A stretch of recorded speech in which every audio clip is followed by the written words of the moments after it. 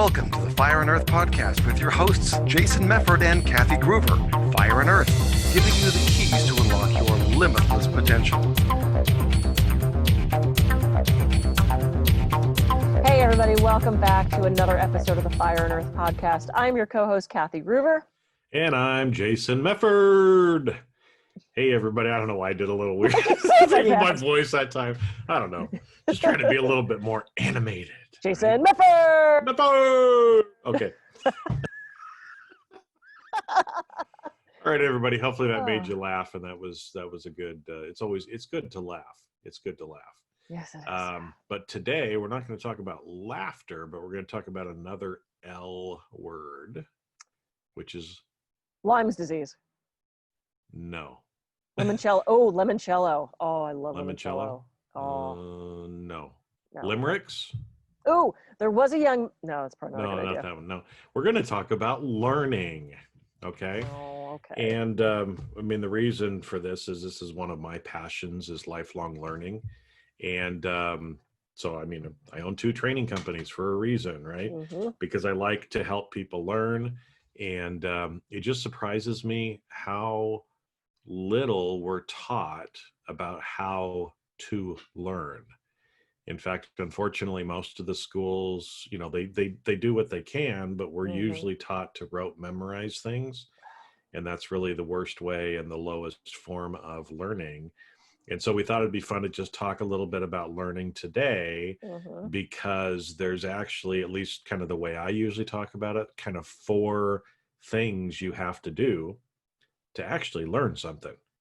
And so again, even though you're doing a basic part of learning by listening to this podcast, if all you do is listen to it, you didn't really quote unquote learn it. Okay. So. Well, and the other thing that we have to remember, and I know we've talked about this, is how people learn. Is it visual, auditory, or kinesthetic? You put on an audiobook, you might as well play white noise. I'm not going to get anything out of that unless I'm really trying hard. And it's funny, my boyfriend was trying to explain something to me and he was just talking. And I finally said, it's not, can you show me what you're talking about? And so we were on a hike. And so we stopped and we had rocks. And he showed me what he meant. It's a kinesthetic visual of if this does that, then this comes forward. We're playing this strategic, almost like Risk sort of game online. And it took him doing rocks to show me how this was working before I would actually grasp or grok what he was saying. So make sure, as a side note, make sure you're really tapping into your type of learning. It'll make it easier for you. Well, and because you use the word show me, I'm guessing that you're predominantly a visual learner. Visual kinesthetic, yep. Talking at me, too many words, I'm not getting too many words, so. right? So so here we'll throw in a little tip here for everybody at the beginning, right? Because like Kathy said, it's important that you kind of realize we all learn through all 3 of those ways, right? And so you can remember VAK, V-A-K, visual, auditory, kinesthetic, VAK, right? But there's even though you may be learning through one of the means that's not as predominant for you. So let's take that example of the audiobook. As you're listening to the audiobook, if you focus your attention on the book and try to actually visualize a little bit of what's going on in the book, even just in your mind, even if your eyes aren't closed, you're not seeing bright pictures of stuff happening. Which is good because I tend to listen to them in the car. So yeah, don't close your eyes in the car. Yeah, no, that would be. But even some little visualization of the things that are going on. Like one example I use is with the word potpourri, right? And if you visualize a pot pouring as you hear the word potpourri, it helps you to remember it better. In fact, it actually helps you to remember how to spell the word too, because it's pot. That's true. Pour, R-I is how you spell it. Pot, pour, R-I. Anyway. Well, it's so funny because when you say potpourri, I smell. Like I can smell what that potpourri would smell like if it was boiling on the stove. So it's so interesting the way we, Well, and see, that's why most of the people talk about VAK, visual, auditory, kinesthetic. Yeah. which again, 3 of the 5 senses. When you bring in the other senses like smell and touch, you know, or kinesthetic Taste. touch is kind of the same, you know, but it's the more of your senses that you can bring into your learning, the more you're actually going to learn. Yeah. Right. And this was, I believe, and you talked about school, they have you just memorize things by rote. So much of learning in school was just auditory, especially something like math. I still to this day cannot do word problems. I don't want to get on a train. I don't want to know when it crosses in Baltimore and how many times it takes to get there. And you know, that stuff just terrifies the crap out of me. Why is this my job? Do they not have schedules? I don't understand trains. Anyway, they would just talk about it, you know, this conceptual stuff that they would just talk about, and my brain's going disconnect, disconnect, disconnect. If you showed me what you were talking about, then I could get that better. You know, it was a weird situation for me trying to learn. Well, and it's kind of funny because it's there's little tips and tricks that you can learn to, you know, instead of, so for example, let's take the rote memorization, right? Usually in school they would tell you, you know, when did Columbus, you know, come to America? Well, he came in I know that one. 1492. You need to remember 1492, 1492, 1492. Write it down, 1492, 1492. And Got it. after a while, after long enough, you can probably get it, right? But it's easier to actually do some little learning hacks like this one. Columbus sailed the ocean blue in 1492. Okay, you knew that too, right? That's a much easier way to remember the 1492 because you're bringing in a rhyming, or you're kind of creating a little song out of it. Will help you now to remember. So all you have to do is Christopher Columbus, boom, you know, sailed the ocean blue in 1492, right? We got the rhymes on the end. But here's my question. Who cares? About Columbus in 1492. Right? I mean, it's like the stuff that I've not had to use that at all today. No one today was like, Kathy, when did Columbus come to America? Because he wasn't, it's a whole debate about that. I mean, get into the politics of that. But I mean, it's like the things that they were having us learn have no bearing on my life today. Right. They didn't teach us how to balance a checkbook, do your taxes, communicate with your spouse, discuss your needs, have good, strong psychology, have good critical thinking. They had us memorize these stupid things that have no bearing on our lives today, unless somebody stops you on the street during a game show and tries to make you look stupid because you don't remember when Columbus sailed the ocean blue. You know, so it's like learning to me has to be customized. Well, we've gone off. I have anyway. Learning to be customized to who we are and what we need to function in life. Well, if I'm going to be a historian or a sales boat, where am I going with that? Sales boat? A maritime person. That's what it is. A maritime. Then I need to know when Columbus is sailing. But other than that, you know, we're told to memorize these things that are taking up space in our brains. They don't actually have bearing on real life, which always confused me as a kid, and I kind of rebelled against that, I think. Well, and that's why, because too, I mean, it goes along with these 4 things that I'm going to talk about here, right? Sorry, we'll get to that. Go ahead. We're gonna get to this because actually, it's you know, interesting what you said. So when you think about learning in general, there's really kind of 3 things that you need to have for you to want to learn to begin with. Okay. And then once these things are kind of in place, or you have these skills, then if you think about the learning path process, there's really kind of 4 steps that you would go through. So, but before, you have to have motivation, mindset, and methods to help you with learning, right? So again, if you're not motivated to learn when Columbus came to America, it's going to be really difficult for you to remember that, right? Because again, it doesn't motivate you. There's nothing along with that. You know, the mindset goes into, again, some of the things around, you know, literally the way you kind of set your mindset when you are learning helps you to go directly into your subconscious. And then the methods are some of these different skills that you can use to be able to help you remember things like, you know, Columbus sailed the ocean blue in 1492. That's a method to be able to help you learn those things. Now, the learning process actually is you're gathering knowledge, skills, competencies, or what some people sometimes refer to as abilities, and then through experience, that is how we actually learn. So if you think about and kind of break down each of those, right? So even You know, everybody listening to the podcast today, right? Well, we're providing you with knowledge, but knowledge by itself doesn't mean you've learned it. Mm-hmm. We've given you a little skill in our little Columbus example, right? There's a skill that you can learn and apply, you know, against the knowledge that you have. But that first part, the knowledge and the skills, are usually given to you in school or in the training or whatever you're doing. Yep. Somebody else is providing that to you. The last part of it, the abilities or competencies and the experience side of it, is your responsibility. And what I find is most people stop with the first two. That's why they don't ever actually learn a lot of stuff, because they're not doing the active part on their side. Yeah. So in that abilities or competency area, it's, you know, again, part of that is kind of the integration. It's looking at the knowledge, it's looking at the skills that you created and applying it to yourself, right? It's integrating it. It's figuring out, based on this knowledge and these skills that I've gathered, how can I now incorporate that into my life to develop competencies around those knowledge and skills. Right. It's also some of the reflection, you know, because again, sometimes when you read or hear something, it's that time of reflection when things kind of hit you. You get those thunderbolt, lightning, light bulb, whatever you call them, kind of ideas that come in.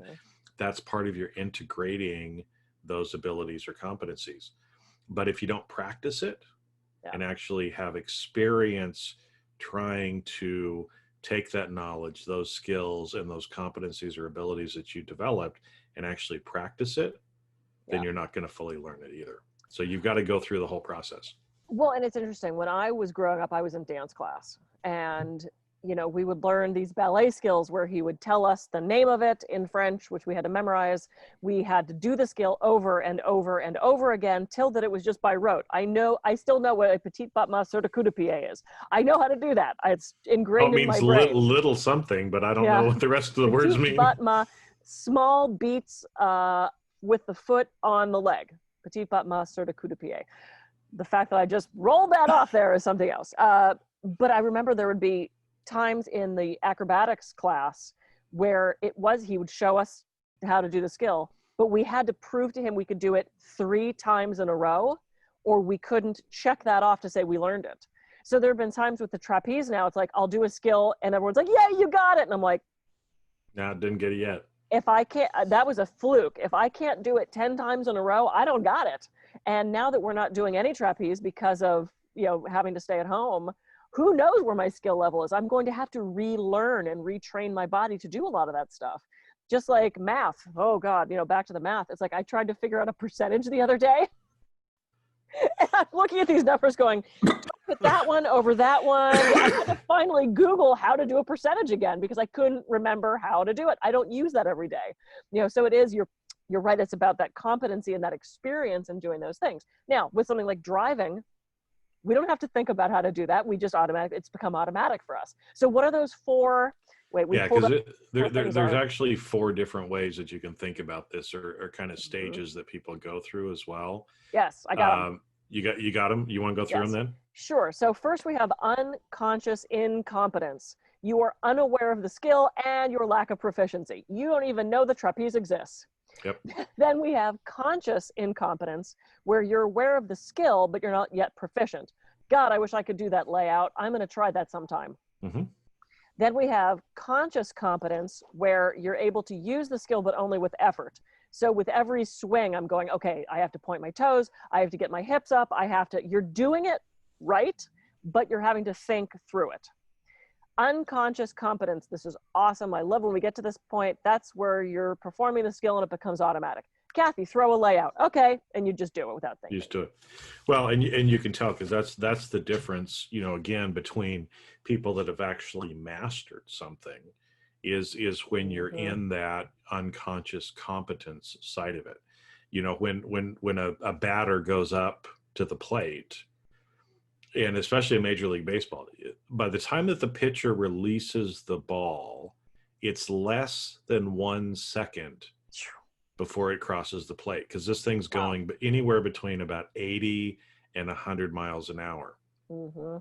the batter doesn't have time to consciously think on what to do, right? And so again, that's why they've gotten to this conscious, unconscious competence, to where their body just reacts as it needs to, because in a split second, their subconscious actually sees the ball, where the pitcher's hand release is and everything else, for them to be able to do that.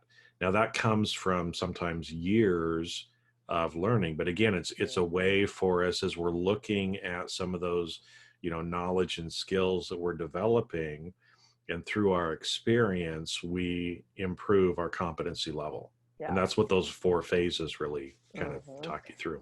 And what's so difficult once you reach unconscious competence is trying to teach that to someone else, because you just do it so naturally. I mean, it's like, how do you walk? If you had to explain to somebody, how do you walk? Because it's not about putting one foot in front of the other. That's not what it is. But to try to then break that down as an instructor, especially for something physical like a trapeze trick. And it's one of the things I really try to do is I try to break things down so specifically.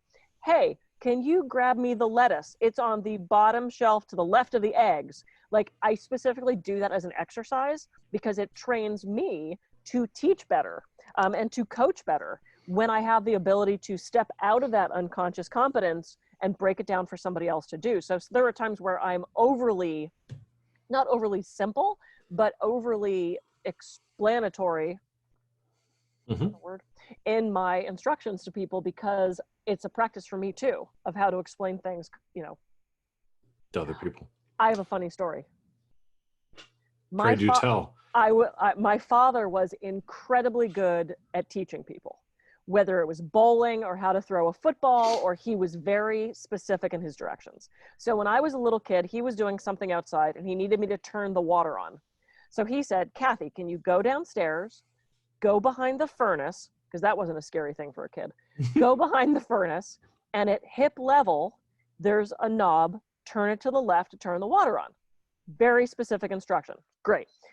Go down the stairs, behind the furnace, behind the furnace, behind the furnace, knob, hip level, turn it. Nothing happens. Tick, tick, tick, behind the furnace, back upstairs. He goes, did you do it? And I said, yeah, I turned the water on like you said. Nothing happened. I did it. I knew I did it right, the way he explained it. He's like, okay, I'll go check. Comes downstairs, guess where his hip level is compared to my little 5-year-old body? I emptied the entire water heater into the basement. Because he didn't take into account that when he said hip level, that was my head level. My hip level was the low one where the hot water heater was. I emptied the entire hot water heater into the basement. Good lesson. Good lesson. Yeah. But yeah, and even as, you did what he was asking you to do, right? So again, a little hack on learning, like we talked before about, think back on the VAC, visual, auditory, kinesthetic, right? And I keep doing that on purpose, folks, because you're going to remember it better. VAC, V-A-K. Chunking down is another way to try to learn. It's another skill set that we can talk about later, maybe. But, as he was giving you those instructions, because you're a visual person, probably in your mind, you weren't just trying to memorize what he was saying, but as he's giving you those directions, he's saying, Kathy, go down the stairs. In your mind, you're thinking of yourself walking down the stairs. Go to the furnace. You know where the furnace is. You're visualizing the furnace. Yep, totally. And the more that he does that, you're actually processing that visually, and it's actually helping you to learn and be able to go and do what it is that you needed to do. Yep. And do you have any idea, Jason, and maybe we don't, this is something we could look up, where we get whether we're visual, auditory, or kinesthetic? Because my father was an incredibly visual kinesthetic person, and he taught me pretty much how to do everything. Do we shoot out of the womb learning a certain way, or does that come from how we're taught by our primary caregivers? I don't know the exact on it. There's probably some nature and some nurture side of it. Probably more of it is nature than nurture. But what we can do as well is we can learn and we can adapt as well. I mean, this is another thing that we've learned, the last 20 years is the brain. People that your brain stopped developing at about 8 years old. Yeah. And that's just bullshit, right? Your brain Thank is God. very resilient. It does change. You can train it. You can do all these kind of things. Neuroplasticity. And, but with it, usually people have a predominant way that they choose to learn, even though, like I said, we all use all of them. In fact, we use smell as well, even though people don't normally talk about that in VAC, because usually that's more of a, corporate or school environment, and people aren't pulling out, cinnamon sticks and doing other stuff at school necessarily, but that is another way that we learn as well. There are some, if usually most people, when you kind of talk to them and you see the words that they're using, you can kind of tell what your predominant learning styles are. Yeah. Like you said, well, show me how it works. Okay. If somebody says, show me how, that's too many words. Can you show me? Right. If somebody says, tell me, okay, they're probably auditory. Right. And so again, we can start to learn kind of predominantly what we are, and then use that in how we're learning as well. But you can, like I said, you can use all of them, even though you're visual. If you're listening to audio, visualizing a little bit about what you're being told helps you still kind of remember that better than if you were to just sit there and try to remember and memorize what's being said. Right, absolutely. Well, and this is one of the reasons I like watching CNN, other than my completely unnatural crush on Anderson Cooper, because I listen to the guests, and they typically start their sentences one of two ways. They'll be asked a question, and the person will go, look, blah, blah, blah, blah. Or they'll say, listen, I hear you, or I feel you. It's pretty rare that I say I hear you, because that's an auditory languaging. The other thing is, if you have the ability to listen, to notice, to observe what the other person does, you can match their communication style, and you're going to get your message across better. That's a whole NLP thing, is matching that person's speaking style or learning style, so that you can get your point across better. Yep. I think we've once again blown through our time. But hey, what I learned today is Columbus sailed the ocean blue in 1492. He did. Well, you knew that before. So useful today in everything I do. But see, here's what's funny. I can remember every joke I've ever been told. I have a massive database of jokes. Because it's important to you. But I can't remember what I did 20 minutes ago. That's all right. We need jokes more than what you did 20 minutes ago. I could have done something bad when I was with you 20 minutes ago. So. We were doing a podcast 20 minutes ago. What we were doing a podcast. You know what you were doing 20 minutes ago. I know. Okay. And man, the sun is just following me no matter where I go. Yeah. Yep. I'm going to be down on the ground soon. Thank you for coming. I'm laying down now. All right. So everybody, so little recap again, if you really want to learn stuff, it's more than just getting the knowledge from reading or learning a couple of skills. You actually have to integrate these things, do your part of it by, trying to develop those abilities and competencies, kind of those 4 that we went through as you kind of move up with that. And that comes through experience. So if you really want to learn stuff, you actually got to do your part. Yeah. But when you do, then you'll actually learn it. And then when some crazy guy on a podcast says, when did Columbus, come to America, you're going to remember 1492 because of that silly little song that we were both taught as children in school. Yes. That's all I got to say about that. Yes. And I love learning. I'm a lifetime learner as well. So the more I can know, the more it not only benefits me and keeps my brain going, but it also helps other people, because we can pass on our knowledge to those people around us. So go forth, learn today, learn something new. Yeah. And share it, because again, like you said, they're actually sharing and teaching other people what you have learned is one of the best ways to actually remember and learn yourself. Absolutely.